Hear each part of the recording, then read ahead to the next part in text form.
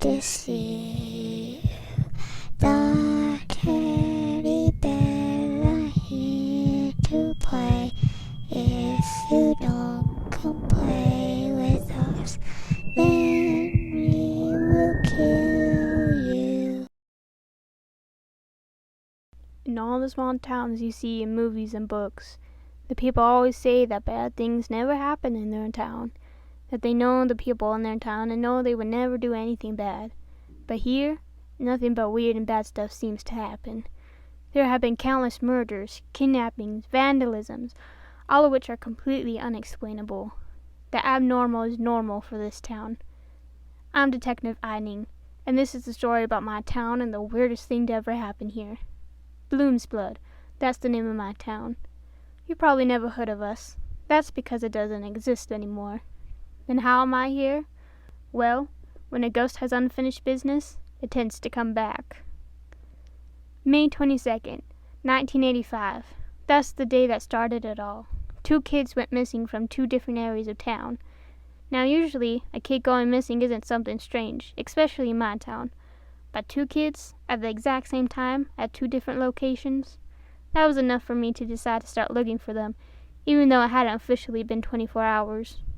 It had been a surprisingly nice week with no real instances, so I started doing all the typical stuff, talking to the families, the friends, the teachers. I looked around all the popular kid hangout spots, the old bridge, the abandoned mansion outside of town, the treehouse in the woods, even the canal. There were no signs of the children anywhere. Because of this, I decided it would be best to wait till the next day to resume my search. However, when the next day came, more kids had gone missing, and the parents of the first 2 kids seemed to have all but forgotten their missing children. They were confused when I brought up their kids, and when I tried to point out their kids' stuff or family pictures or anything that contained proof of their missing children, they just brushed it off and gave some strange half-excuse for the things. When yet another day came, the whole family disappeared. All their stuff were gone. Their house was completely empty except for one of those stupid DEUS shrines that had been popping up all over town, seemingly out of nowhere. It was a wooden slab with a carving depicting some sort of terrible creature. Around the slab were black candles and flowers, and everything was covered in red wax.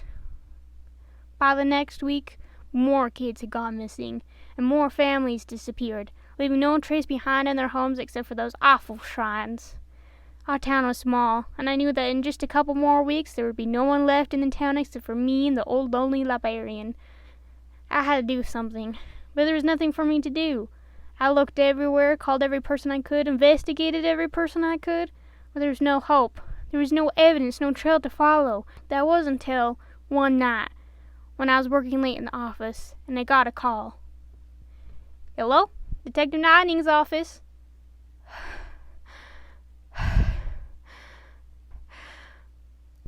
Hello? Is anyone there?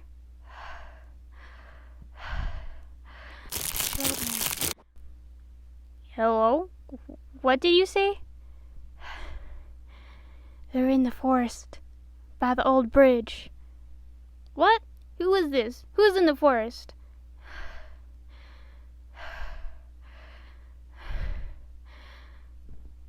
The children.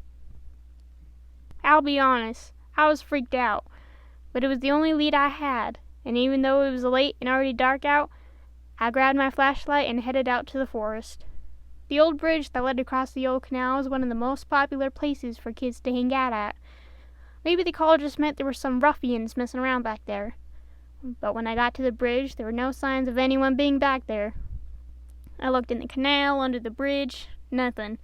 I decided I'd try checking out the other side of the bridge, but when I crossed it, the world seemed to shift. The air got a little denser and colder. Reality seemed distorted. Then I heard it. The voices of children. Voices of the missing children. They were saying my name, calling out to me.